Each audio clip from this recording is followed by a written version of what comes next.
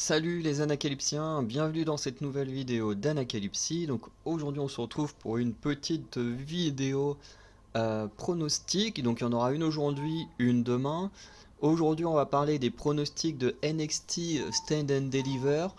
Voilà, avec les 7 matchs qu'il y a sur la carte. On va revenir sur chacun d'entre eux. Et je vais essayer de dire qui pourrait gagner selon moi. Donc on commence avec Johnny Gargano contre Grayson Waller, sûrement dans un match en disqualification. Euh, En vrai, j'irais plus sur une victoire de... en vrai, c'est compliqué. En vrai, c'est compliqué parce que d'un côté, les deux en fait méritent de gagner. D'un côté, Gargano, il pourrait gagner, ça donnerait la belle histoire. Il aurait défendu l'honneur de Shawn Michaels de NXT. Et du coup, ça lui permettrait également de se venger de ce qui s'était passé lors de ces derniers moments avec NXT où il avait été agressé par Wheeler. Mais de l'autre côté, ben, Grayson Waller, c'est censé être une star montante. Donc si la WWE veut vraiment construire Grayson Waller comme une superstar dominante à l'avenir, ben faut quand même qu'il ait une victoire. Et avoir une grosse victoire face à un gars comme Johnny Gargano qui a fait partie de l'âge d'or d'NXT, ça rend les choses plus compliquées à choisir.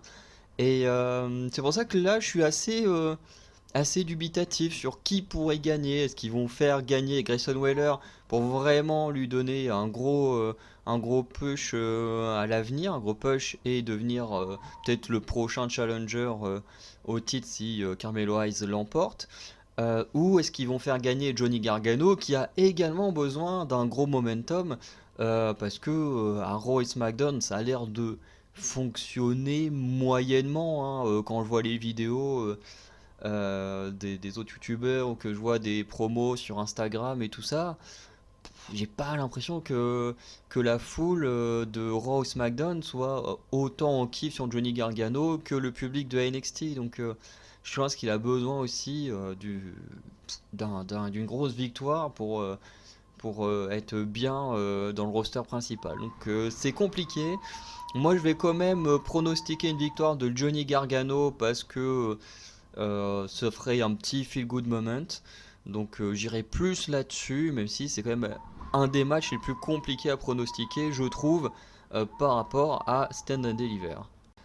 Ensuite, on a Braun Breaker contre Carmelo Hayes dans un match simple pour le titre de NXT. Et j'irai vers une victoire de Carmelo Hayes. Parce que Carmelo Hayes, il fait des performances de fou. Il a déjà été 2 ou 3 fois champion nord-américain. C'est un peu le Seth Rollins de NXT, quoi. C'est vraiment le gars, il a beau être face, il n'importe quoi. De toute façon, le public, il chante pour lui.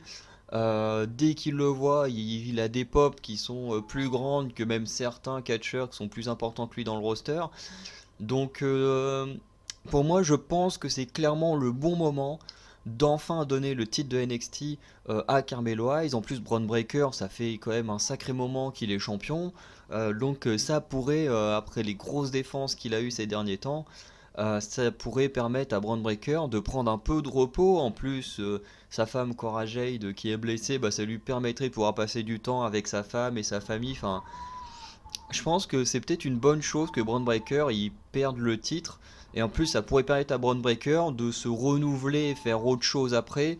Ou d'être envoyé dans le roster principal après sa grosse domination d'NXT. Parce qu'on va pas renvoyer un champion si dominant sur le titre nord-américain ou dans le championnat par équipe. Ça n'aurait aucun sens. Donc pourquoi pas l'envoyer dans le roster principal sur un titre des États-Unis ou un titre intercontinental euh, après WrestleMania Stand and Deliver. Ça pourrait être pas mal. En tout cas, moi je suis pour une victoire de Carmelo Hayes et je pronostique une victoire de Carmelo Hayes, même si ce sont deux hommes que j'adore. Ensuite, on a un match qui est assez difficile à pronostiquer, donc c'est le ladder match pour le titre féminin de NXT où on a Roxanne Perez, Zoe Stark, Gigi Dolin, Tiffany Stratton, Lyra Valkyria et Indy Hartwell. Donc on a quand même que des gros noms de NXT à part Tiffany Stratton, mais bon je connais un petit peu moins, Lyra aussi, même si de mémoire elle était à NXT UK avant.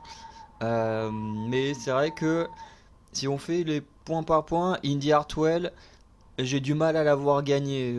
Franchement, je trouve que elle traîne vraiment dans la mid-card de NXT. Elle fait pas grand-chose. Donc ce serait peut-être pas mal de la renvoyer dans le roster principal. En plus, il y a son mari qui est là-bas. Donc autant l'envoyer là-bas, ce serait peut-être pas plus mal. Et puis qu'elle puisse un peu renouveler le roster féminin. Enfin les rosters oui, féminin du roster principal qui est vraiment à chier, hein, faut le dire, hein, tout ce qui se passe sur le roster principal avec les femmes, il y a très peu de choses d'intéressant, donc ce serait bien de renouveler un peu le roster et puis de changer un peu les choses. Donc Indy Hartwell pourrait apporter un petit plus dans le roster principal. Après, Lyra Valkyria, ça fait pas si longtemps que ça qu'elle est revenue à NXT. En plus, à la base, elle avait débuté une rivalité avec Cora Jade, mais qui, bon, bah, avec la blessure, n'a pas tenu. Après, elle est hyper douée et tout. Après, est-ce qu'ils vont quand même la faire gagner? Ah, j'en doute. Honnêtement, j'en doute. Tiffany Stratton, c'est pareil. Elle fait des très bonnes performances, mais elle est en rivalité contre personne. Elle traîne un peu dans la mid-card. Elle fait des matchs comme ça. Elle les a tous gagnés de mémoire. Mais ça fait que à peine un mois et demi qu'elle est revenue. Donc j'ai du mal à voir quelqu'un qui vient tout juste de revenir gagner la ceinture. Ensuite, Gigi Dolin. J'aimerais bien l'avoir gagné. Honnêtement, si je devais avoir un choix du cœur, ce serait Gigi Dolin. Mais en même temps, Toxic Attraction vient tout juste de se séparer. Sa rivalité avec Jessie Jane, je suis pas sûr qu'elle soit terminée. Même si ça pourrait être intéressant que la rivalité se termine sur une défense du titre d'NXT, ce serait incroyable.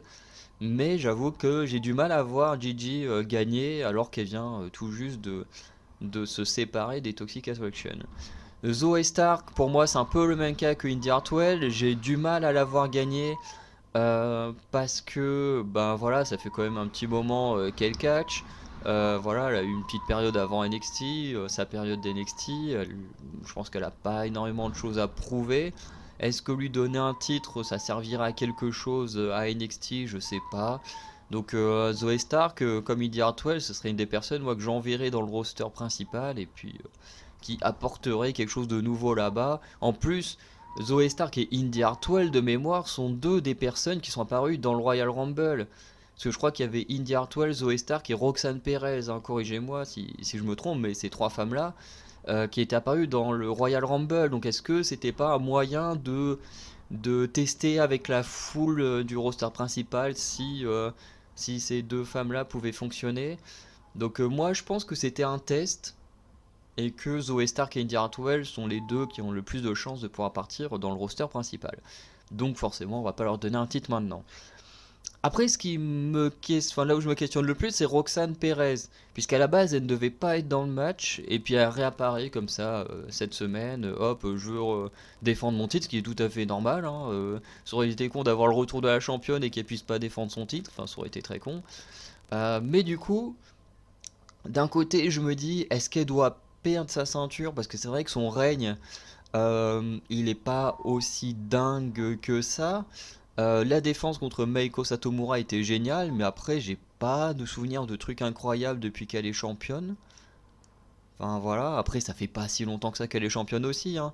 Et c'est une des raisons qui fait que je me demande est-ce qu'elle ne va pas conserver son titre? Parce que ben effectivement ça fait pas longtemps qu'elle est championne. Mais après si elle a vraiment eu un problème de santé pendant son match contre Meiko, est-ce qu'il faudrait pas plutôt donner le titre à quelqu'un d'autre et laisser Roxanne Perez se reposer un peu, se ressourcer, se remettre en forme? Et du coup, bah ouais, c'est hyper dur de pronostiquer ce match. Parce que j'hésite soit avec le choix du cœur, avec Gigi Dolin, soit le choix le plus intéressant et qui fait entre guillemets un petit peu feel good moment, qui serait de laisser le titre à Roxanne Perez, qui en plus reviendrait très forte après son sa perte de connaissance à NXT, le fait qu'on ait voulu lui enlever le titre, qui pourrait paraître injuste de sa part par rapport à l'autorité d'NXT. Donc voilà, ça pourrait faire voilà, vous n'avez pas eu confiance en moi, vous avez voulu m'enlever le titre, et ben voilà, j'ai montré que je prouvais que j'étais une bonne championne en conservant mon titre face à 4 ou 5 autres femmes. Donc c'est compliqué, mais en réalité, je vois personne d'autre que Roxane Perez gagner le titre, donc je pense que Roxane va conserver le titre. En sachant que je pense qu'il va y avoir pas mal de changements de titre, donc pour moi, il y aura quand même une ou deux personnes qui vont conserver, et Roxane, je pense qu'elle va conserver. Ensuite, on a un quatrième match entre Fallon Henley et Kiana James contre Alba Fire et Isla Dawn pour les titres féminins tag team de NXT. Et là, bah, je pense honnêtement que Alba Fire et Isla Dawn vont remporter les titres. Je ne vois pas comment Kiana James et Fallon Henley peuvent gagner en sachant que il y a de plus en plus de tensions entre Fallon et Kiana James. Voilà, Fallon qui veut balancer toute la vérité sur les secrets de Kiana James. Kiana James, voilà, qui est tout le temps un peu en train de filouter, qui est un peu une île dans un clan de face, hein, ce qui est un peu particulier. Voilà, vu qu'à chaque fois les victoires du groupe se sont fait, enfin surtout pour Fallon et Kiana, sont fait sur de la triche de Kiana alors qu'elles sont censées être face. Donc voilà, il y a de moins en moins de complicité entre les deux femmes. Donc pour moi, je pense que Alba et Isla vont emporter les titres et que ce sera la dissolution de l'équipe Fallon Kenna James et que voilà, Fallon va balancer les secrets de Kenna James et du coup ce sera également la fin de de son couple avec Bruce Jensen. En tout cas, c'est ce que je pense. Ensuite, on a le match pour le titre nord-américain, donc dans un Fatal 5-Way, avec Wesley, Dragon Lee, JD McDonough, Ilya Dragunov et Axiom.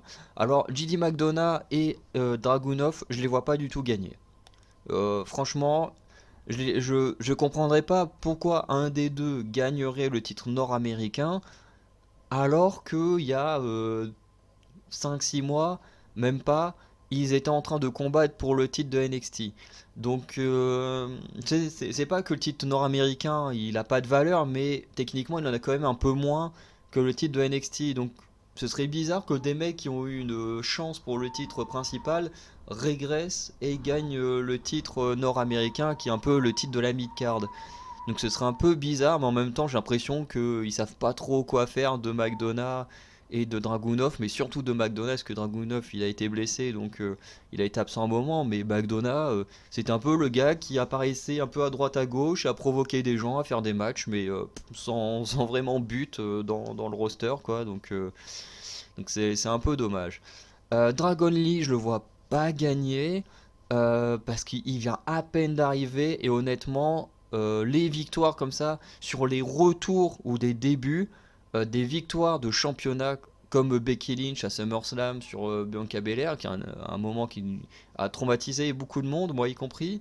euh, c'est un truc que je déteste parce que t'as énormément de catcheurs et de catcheuses qui bossent toute l'année pour essayer d'avoir leur chance pour un titre et qu'on le donne à quelqu'un qui vient tout juste de signer un contrat ou à quelqu'un qui revient d'une blessure et qui du coup bah, n'a pas travaillé pendant les mois où il était blessé et que d'autres étaient là pour bosser et essayer de rendre le show super pour les spectateurs, bah, je trouve pas ça juste. Voilà, pourtant j'aime beaucoup Becky Lynch, mais le coup sur Bianca Belair, même si au final ça nous a donné un très bon moment au SummerSlam de l'année suivante quand Bianca Belair a récupéré le titre, mais ça n'empêche que sur le coup moi j'étais vénère, j'étais hyper énervé parce que j'aime pas du tout qu'on fasse ça, alors que d'autres femmes du roster avaient fait énormément de travail, du bon travail, et n'ont pas eu de chance.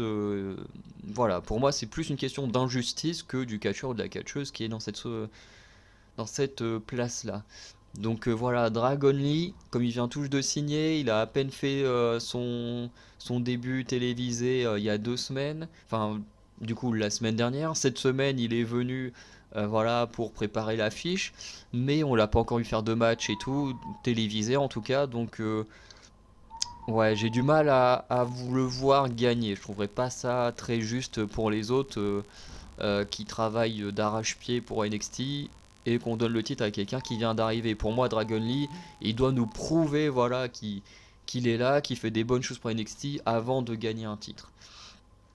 Axiom, j'aimerais beaucoup le voir avec le titre nord-américain, mais honnêtement, j'y crois pas trop.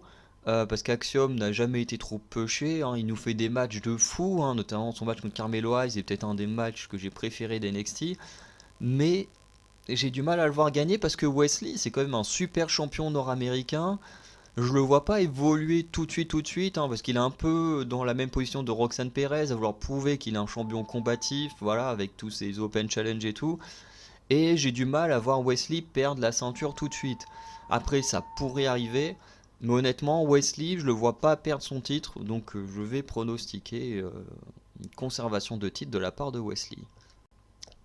Ensuite, on a un triple threat tag team match pour les titres par équipe de NXT masculin avec Gallus contre les The Creed Brothers contre The D'Angelo Family. Là, c'est pareil. Gallus, je les vois mal perdre les titres tout de suite. Parce que bon, les Creed Brothers, ils sont sympas, mais ils ont jamais été non plus hyper haut parmi les équipes tag team. Voilà, donc je les vois mal gagner les titres. Et The D'Angelo Family, j'ai du mal à les voir gagner les titres, ça serait très cool, parce que j'aime beaucoup cette équipe. Mais je les vois mal gagner, parce qu'ils viennent tout juste de se former, je crois qu'ils ont eu qu'un seul match réellement depuis qu'ils ont créé leur équipe. Donc ça pourrait être cool, mais j'y crois pas trop. Et puis de l'autre côté, bah, Gallus, ils ont quand même récupéré les titres sur le New Day, ce qui n'est pas rien. Donc face à une équipe naissante, même si techniquement ils traînent ensemble depuis un moment, et les Creed Brothers qui ont jamais vraiment été très over, je trouve, parmi les équipes, bah je vois pas Gallus perdre les titres, donc je vais pronostiquer Gallus. Et ensuite, le dernier match, donc le 8-person mixed tag team match. Le gagnant remporte le contrôle de la Chase University. Du coup, on a d'un côté la Chase University avec André Chase, Duke Hudson et Thea Hale en équipe avec Tyler Bate face au Schism, donc composé de Joe Gacy, Jagger Red, Rip Fowler et Ava. Parce que ouais, là, ici, il l'appelle juste Ava. Donc. Ok, en plus c'est marrant quand tu mets ton curseur sur Ava, ça met Dwayne Douglas Johnson. Ok, on sait que c'est sa fille, mais t'es pas obligé de nous mettre sur la page de. Bref. Euh, Moi je vais partir sur une victoire du Schism pour. Parce que j'espère un heel turn de Duke Hudson. J'espère que ce dernier va trahir la Chase University. On le sent depuis que Tyler Bate s'est rapproché de l'université, que bah il est à moitié jaloux. Voilà, on l'a vu cette semaine, hein, il supporte pas trop la présence de Tyler Bate. Donc je le vois bien trahir la Chase University en offrant la victoire au Schism. Pas forcément qu'il rejoindrait le Schism, mais en tout cas qui trahirait son équipe en attaquant Tyler Bate par jalousie et que du coup il offrirait la victoire au Schism. En tout cas, c'est comme ça que moi je vois la chose. Donc on va conclure cette vidéo, je fais un petit recap. Donc pour moi, victoire de Johnny Gargano, de Carmelo Hayes, de Roxanne Perez, de Alba Fire Isladon, de Wesley, de Gallus et du Schism lors de NXT Stand and Deliver qui du coup aura lieu dans le 1er avril, hein, voilà, dans la nuit de samedi à dimanche. Donc voilà pour cette petite vidéo. N'hésitez pas à me dire quels sont vos pronostics à vous aussi, ce que vous pensez de mes pronostics, si vous le voulez. Et on se retrouvera, je ne sais pas vraiment quand, pour les résultats de NXT Stand and Deliver. N'hésitez pas le dimanche à aller checker l'onglet communauté où je vous mets les vidéos sorties durant la semaine. Et sinon, je vous dis à très bientôt. Passez une bonne journée, une bonne soirée. Ciao.